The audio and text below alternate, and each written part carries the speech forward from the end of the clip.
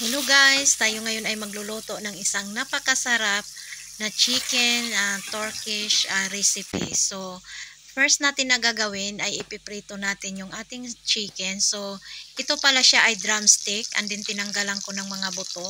So, iprito lang natin sa mahinang apoy and then mag-melt tayo ng butter. Pag na-melt na yung butter is igigisa natin dyan ang ating onion and then bawang. So paghalo-haloin lang yan natin.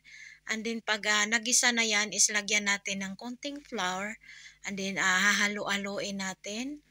So ganito lang ka-easy ito siya, guys. And then timplahan natin ng asin, ground pepper, and then lagyan natin siya ng milk, and then lagyan din natin siya ng cream.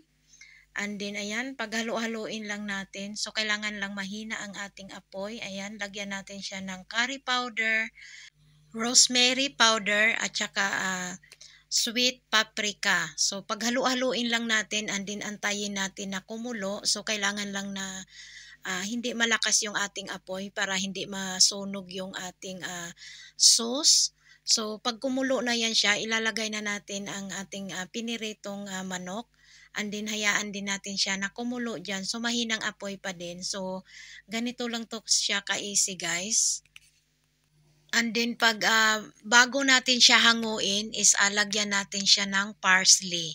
And then, hahaluin natin. So, ganun lang siya ka-easy. And then, ready to serve na ang ating yummy na Turkish chicken creamy recipe. So, ayan na, kainan na.